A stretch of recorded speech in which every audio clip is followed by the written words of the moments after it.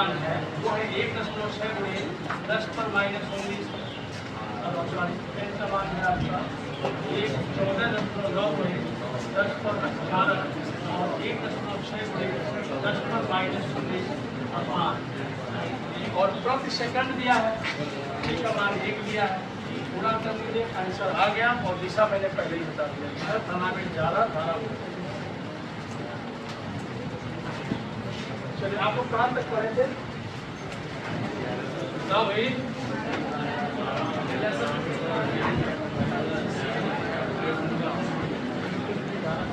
विद्युत धारा और अनुगमन वेग के बीच का संबंध I बराबर बोलो सबको,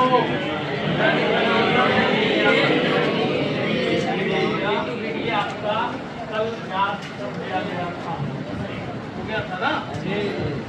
अब इसके बाद एक हेडिंग बना लीजिए, विद्युत धारा तथा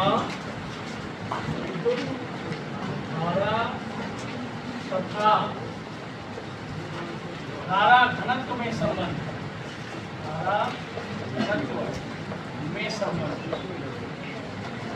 तो कुछ लोग लेट करके आ रहे हैं, थोड़ा सा उसको ठीक कर लीजिए, समय से पहुंचिए, समय से पहुंचिए, लेट ना करिए। आपको समझाया गया, बार बार समझाया जा रहा, थोड़ी सी लापरवाही आपके जीवन को बर्बाद कर रहा है।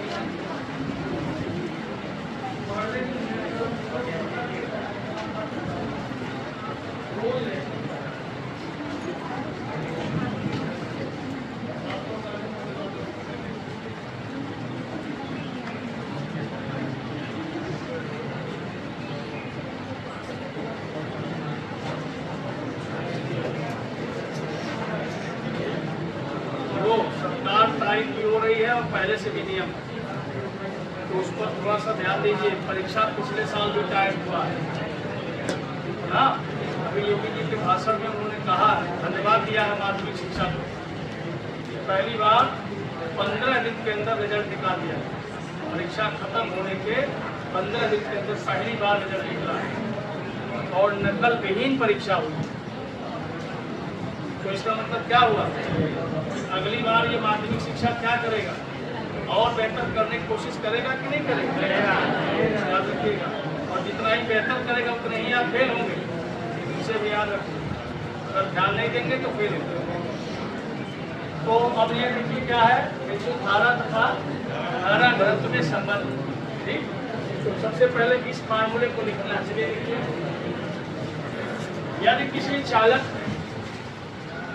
यदि किसी चालक का अनुप्रस्थ परिच्छेद कैपिटल A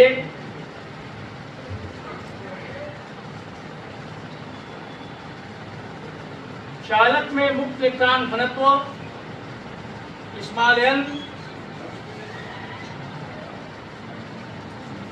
मुक्त इलेक्ट्रॉन घनत्व स्मॉल n, एक इलेक्ट्रॉन पर आवेश स्मॉल e, यही लिखा जा रहा है जो इसमें दिया हुआ। ठीक है, एक इलेक्ट्रॉन पर आवेश स्मॉल e, इलेक्ट्रॉनों का अनुगमन वेग Vd, इलेक्ट्रॉनों का अनुगमन वेग Vd हो गया। तो चालक में प्रवाहित धारा I बराबर NE A Vd, ये फार्मूला आप पहले से जान चुके हैं। अब कहीं भी धारा का मान लिखना होगा तो अगर ये आपके पास इनसे रिलेटेड आंकड़े हैं तो धारा का सूत्र हमेशा यही लिखा जाएगा। अब आगे आपको पता है कि धारा घनत्व के विषय में बोलो, पता है ना? धारा घनत्व बराबर क्या होता है? धारा घनत्व J बराबर क्या होता है? अब यहाँ पर समीकरण 1 और 2 से देखिए क्या होता है। J इक्वल टू आई की जगह पे क्या लिखेंगे, N E A into B D upon A, जैसे कैंसिल हो गया और जे बराबर आ गया N E two B D into B D. तो ये धारा घनत्व और अनुगमन वेग के बीच का संबंध। कल हमने कहा था कि आप जरा सा एक बार देखिए, आपको अंशांक पेपर में इससे रिलेटेड कोई क्वेश्चन मिलता है कि नहीं मिलता है। किसने देखा, जल्दी बताइए, किसी ने देखा? बोलो, नहीं मिला सवाल? कम है, आप देखे नहीं?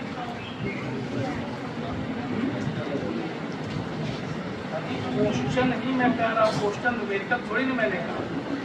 ये क्वेश्चन, इससे संबंधित क्वेश्चन की बात हुई, न्यूमेरिकल की बात थोड़ी ना हो। सीधे क्वेश्चन ही आपको मिलेगा। अनुगमन वेग से क्या समझते हैं, विद्युत धारा तथा अनुगमन वेग के बीच का संबंध स्थापित कीजिए। इस तरह के सवाल की बात नहीं कर रहा, क्वेश्चन की बात कर रहा। नहीं मिला तब लगभग हर साल इस तरह के क्वेश्चन आपको मिलेगा, लेकिन आप देख नहीं रहे। कल भी समझाए तो रोज समझा रहा है, लेकिन आप मान ले रहे हैं। पास होना है तो यह करिए, नहीं तो फिर आप पास हो नहीं पाएंगे। हमें रोज का रोज तैयारी करना है। यह बात पर डे समझाई जा रही है, पर डे समझाया जा रहा है कि रोज की रोज तैयारी कर लेना है, ठीक है ना। तो ये दो आर्टिकल आपने देखा और ये आपके बोर्ड परीक्षा में पूछा जाएगा। अब इसके बाद हम लोग आगे बढ़ेंगे और अब हम लोग लिखेंगे ओम का नियम।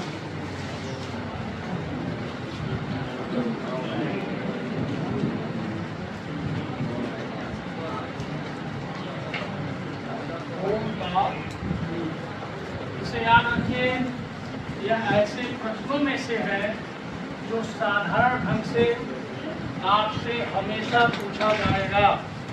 जब आप बात करेंगे साइंस की, जब आप बात करेंगे फिजिक्स की, कोई इंटरव्यू होगा, किसी भी स्तर का होगा, तो ऐसे सवाल पूछेगा। जैसे न्यूटन के गति से रिलेटेड प्रश्नों को, न्यूटन के तमाम फार्मूले हैं, उससे रिलेटेड प्रश्नों को, आइंस्टाइन से रिलेटेड सवाल, ओम से रिलेटेड सवाल, एम्पियर से रिलेटेड सवाल, ये आपसे जरूर पूछे जाते हैं जब इंटरव्यू वगैरह होता है।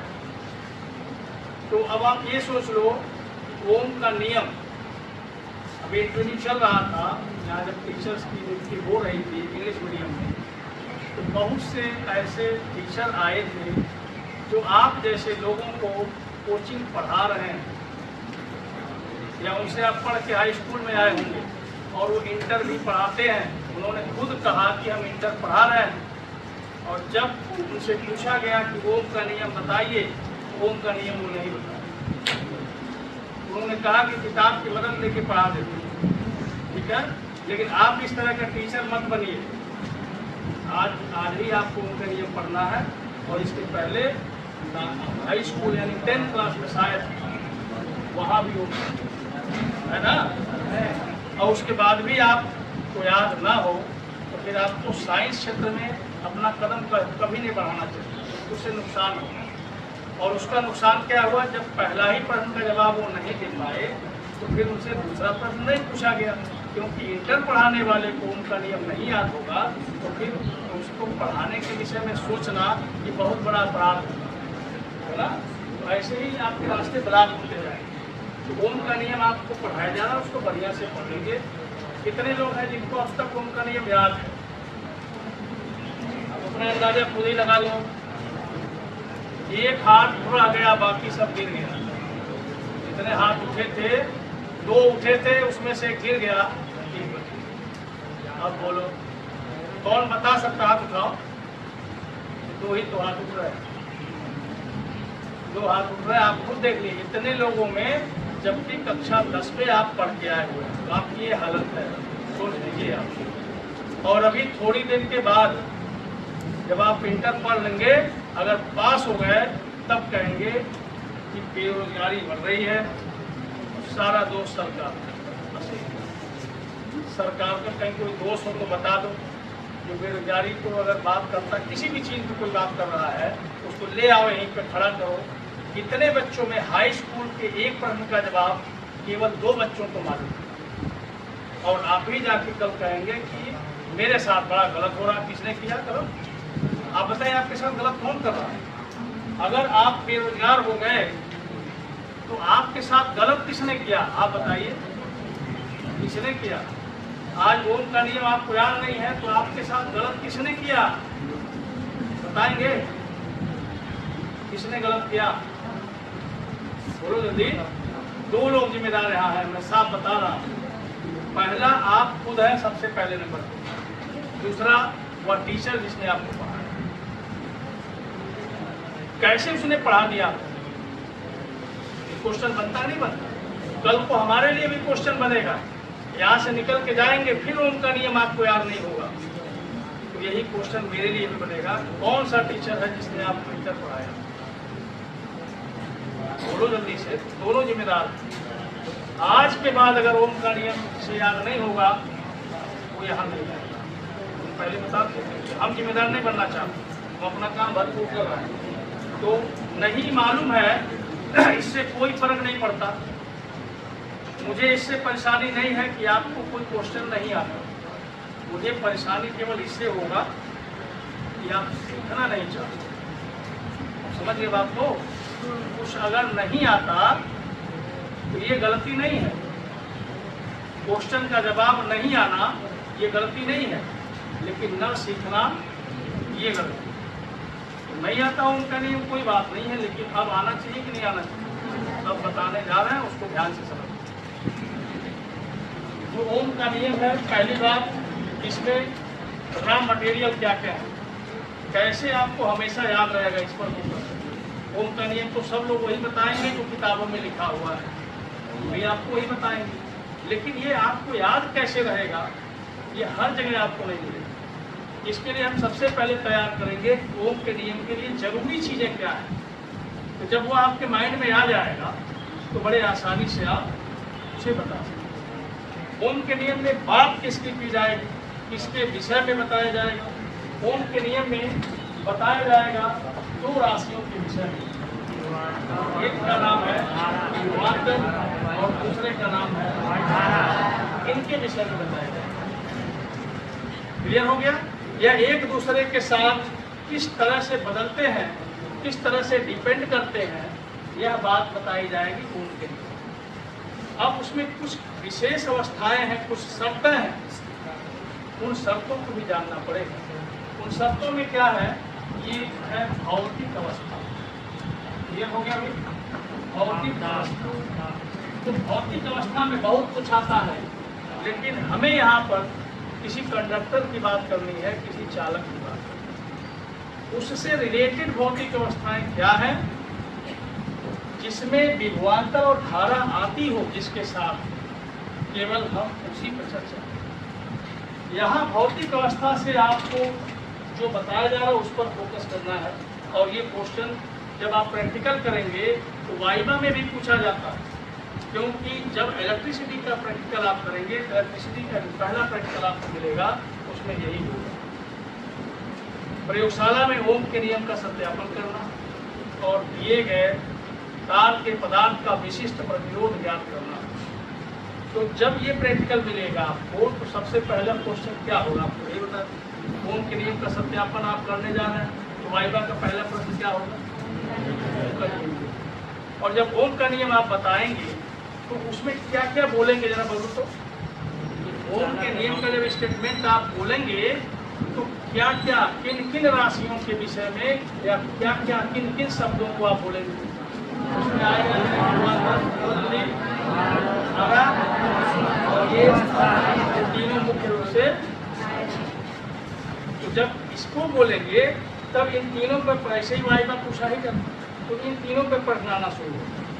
ये आपसे पूछा जाएगा अच्छा बताओ भाई भौतिक अवस्था क्या होगा। उसके बाद फिर पूछा जाएगा कि विभवांतर क्या होता है, फिर पूछा जाएगा। तो ऐसे ही वाइवा चलता है। तो चलिए हम लोग भौतिक अवस्था की बात करते हैं, जिसका यूज यहाँ पर होगा विमाएं। ठीक है, विमाएं और इसकी व्यवस्था। केवल ये यहाँ पर यूज किया जाता है। तो बीमाएं में क्या होता है, लंबाई, चौड़ाई, ऊंचाई, मोटाई, ये सब क्या है और ताप को आप समझ रहे हैं। तो भौतिक अवस्था में यही दोनों है। मतलब क्या हुआ कि अगर उस कंडक्टर का, उस वायर का लंबाई ना बदले, चौड़ाई ना बदले, मोटाई ना बदले, समझ पाए कि नहीं समझ पाए, और टेम्परेचर ना बदले, तब ये जो विभवांतर है उसके सिरों का, उसमें प्रवाहित होने वाली धारा के अनुक्रमानुपाती होता है। यही ओम करते हैं। तो मूल क्या है ओम के नियम का, विभवांतर और अनुक्रमानुपाती। मतलब समझ पाए कि नहीं समझ पाए। अनुक्रमानुपाती का मतलब विभवांतर बढ़ेगा, धारा बढ़ेगी, विभवांतर घटेगा, धारा घटेगी, ये अनुक्रमानुपाती। मुझे बात समझ गए। तो ओम के नियम में मुख्य रूप से क्या है, विभवांतर धारा के अनुक्रमानुपाती होती है। बोलो सब लोग,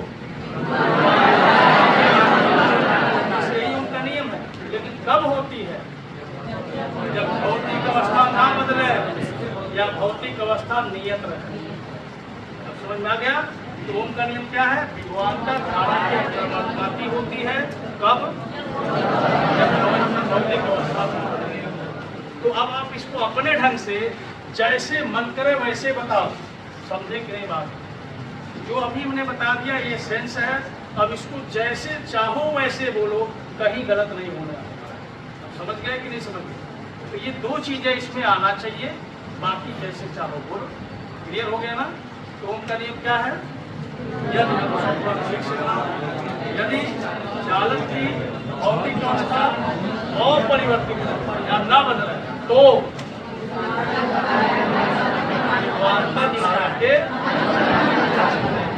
क्लियर हो गया सब लोग। लिख जाओ, से लिख जाइए। यदि किसी चालक के भौतिक अवस्था में परिवर्तन ना हो, भौतिक अवस्था में परिवर्तन ना हो, तो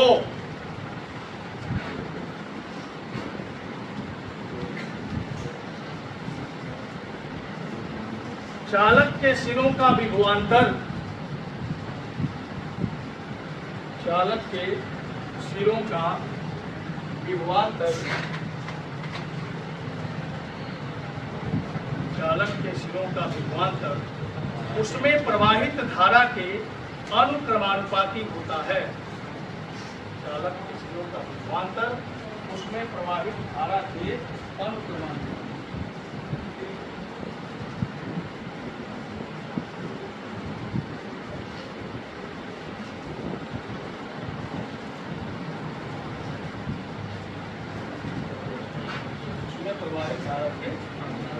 हो गया, क्लियर है ना। तो एक स्टेटमेंट हो गया। अब इसी को गणितीय रूप में लिख देना। तो विभवांतर को किससे लिखते हैं, धारा को। तो लिखूंगा भाग V समानुपाती I, ठीक है। अब इसी को हम ऐसे भी लिख सकते हैं, V/I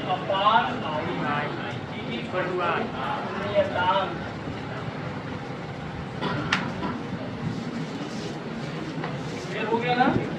मतलब क्या हुआ, जैसे जैसे V बढ़ेगा वैसे वैसे I अगर बढ़ेगा, जब V/I करेंगे तब हमेशा वह नियत ही आएगा। जैसे मान लो यहाँ से सब अभी विभवांतर 1 है तो धारा भी 1 होगा।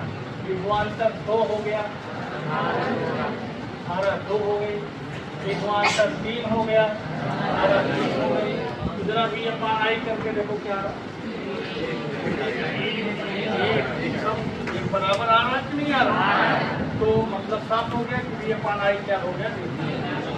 अब इसको दूसरे फॉर्म में भी बता सकते, इसी को भी बोल सकते हैं कि चालक की भौतिक अवस्था अपरिवर्तित रहे तो उसके सिरों का विभवांतर और इसमें बहने वाली धारा का अनुपात समझ गए। चाहे तो उसको भी लिख जाएंगे। अथवा यदि चालक की भौतिक अवस्था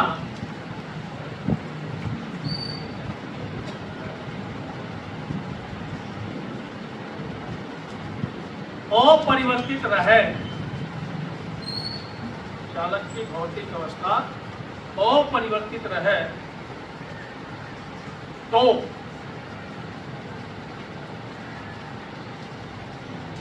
उसके सिरों के विभवांतर, उसके सिरों के विभवांतर और उसमें प्रवाहित धारा का अनुपात नियत रहता है।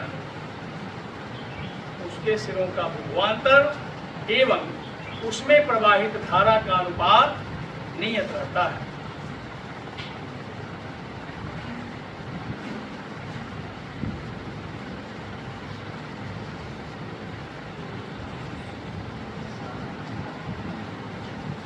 समझ गए? सब लोगों ने नोट कर लिया?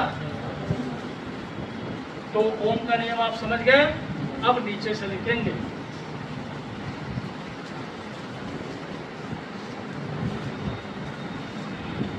ओम के नियम के पालन करने की दशा में, ओम के नियम का पालन करने की दशा में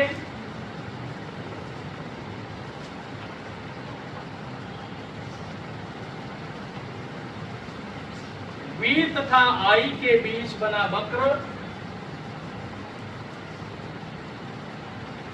V तथा I के बीच बना वक्र एक सीधी रेखा में प्राप्त होता है। V तथा I के बीच बना वक्र एक सीधी रेखा में प्राप्त होता है।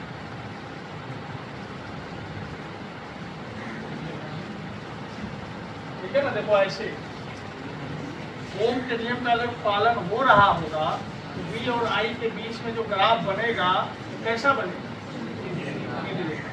मतलब साफ हो गया। इधर V और I के बीच में ग्राफ बनाया जाए और वह ग्राफ सीधी रेखा में मिल जाए, इसका मतलब वहाँ पर उनके नियम का पालन हो रहा है। और अगर सीधी रेखा में नहीं बना तो उनके नियम का पालन नहीं। क्लियर? तो ग्राफ भी बना लीजिए। ठीक है ना? ग्राफ बनाइए।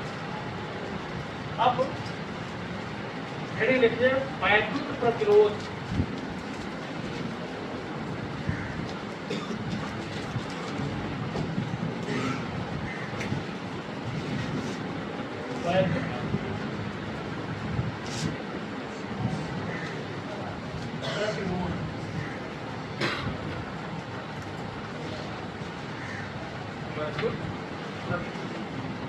नोट कर लिया आपने?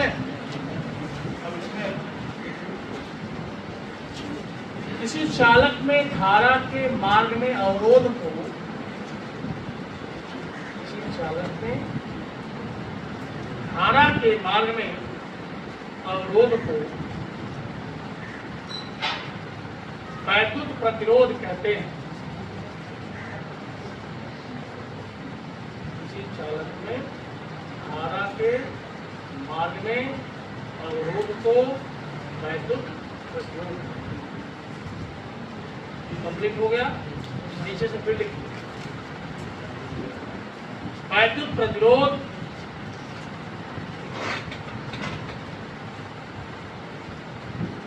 विभवांतर तथा धारा के अनुपात के बराबर होता है। वैद्युत प्रतिरोध विभवांतर तथा धारा के अनुपात के बराबर होता है। इसे कैपिटल R से निरूपित करते हैं।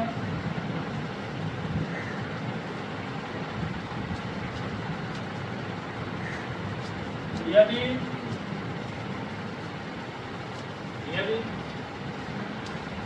चालक के सिरों का विभवांतर कैपिटल B, चालक के सिरों का विभवांतर कैपिटल B एवं उसमें प्रवाहित धारा स्मॉल I हो तो वैद्युत प्रतिरोध R बराबर V अपान I।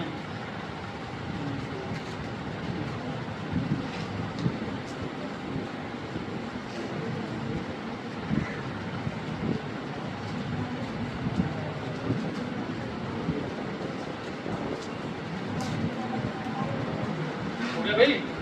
वैद्युत प्रतिरोध कैपिटल R बराबर अब देखिए आप, अब इसके मात्रक की बात हम लोग करेंगे। मात्रक SI मात्रक ओम होता है। वैद्युत प्रतिरोध का SI मात्रक क्या होता है?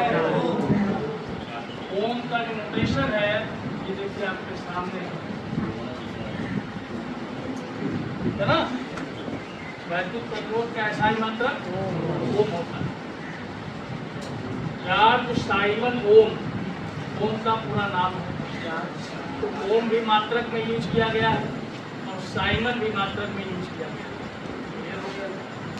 अब इसके बाद इसका बीवी सूत्र कर लीजिए आप। पहले V का बीवी सूत्र, फिर I का बीवी। तो विभवांतर का बीवी सूत्र कौन बताएगा? आप बताओ। जैसे आपकी दिक्कत बढ़ रही है, जो तरीका यहाँ पढ़ने का कोई मतलब नहीं करके आ रहा ना, जो तरीका बता रहे हैं उसको फॉलो करके नहीं पा रहे।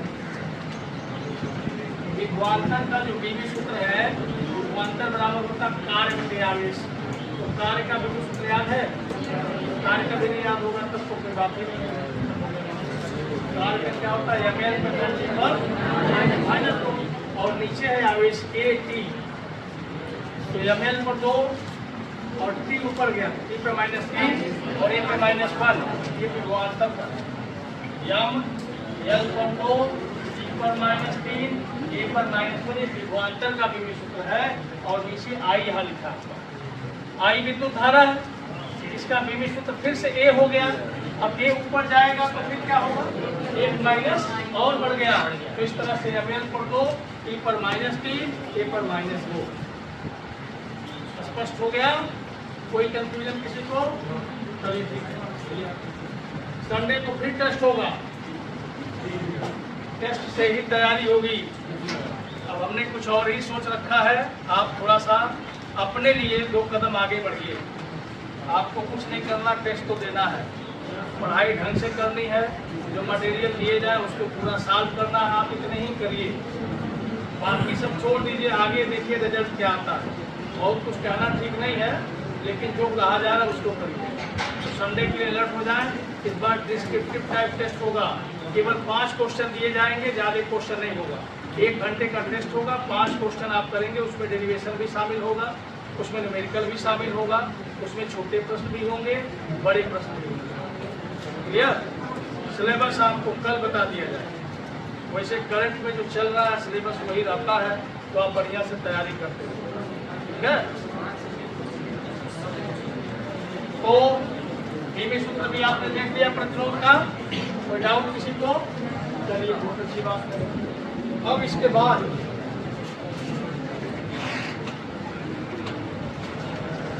आगे एक आपको आंटी लिखना है, स्टार बनाना है और लिखना है।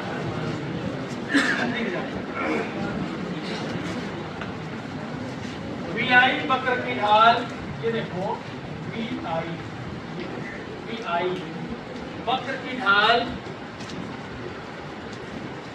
चालक के प्रतिरोध को प्रदर्शित करता है। VI वक्र की ढाल चालक के प्रतिरोध को प्रदर्शित करता है। VI वक्र की ढाल चालक के प्रतिरोध को प्रदर्शित करता है। जरा ध्यान से देखिए और इसका जवाब दीजिए। कौन जवाब दे पाता है? ये देखो VI कर्व है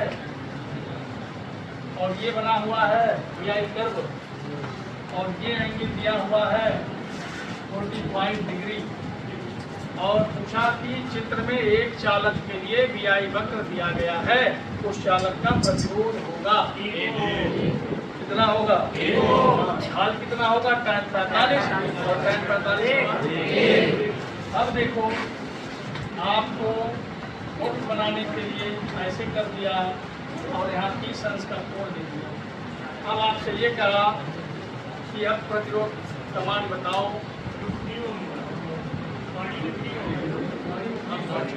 अब तो उल्टा हो गया कि नहीं हो गया? समझ में आया? तो ये अब आपका ये नीचे आ गया, I ऊपर आ गया। आ गया ना। तो अब जो देखो जो प्रतिरोध है R बराबर होता है होता है ना, लेकिन R का मान होता है V/I होता है ना। तो अब I यहाँ चला गया, V यहाँ चला गया, तो ये I/V निकल गया tan से क्या निकला, I/V निकला। तो यहाँ पर R बराबर क्या होगा, tan अल्फा। अगर I यहाँ दे दिया, V यहाँ दे दिया, 1/tan अल्फा हो जाएगा और 1/tan 30 हो जाएगा। 1/1/30 समझ गए। तो कल हम लोग इसी को पहले सिद्ध करेंगे और उसके बाद फिर प्रतिरोध से संबंधित और कुछ तथ्यों को पढ़ेंगे, ओम के नियम का सत्यापन करेंगे, उसके बाद तब सवाल लगाना शुरू। क्लियर। तो आज यहीं तक, और समय से आने की कोशिश आप करें, समय निकल जाएगा। 4 महीना 5 महीना और पढ़ना है, इसी में अलर्ट नहीं रहेंगे तो समय हाथ से निकल जाएगा, तब दिक्कत होगी।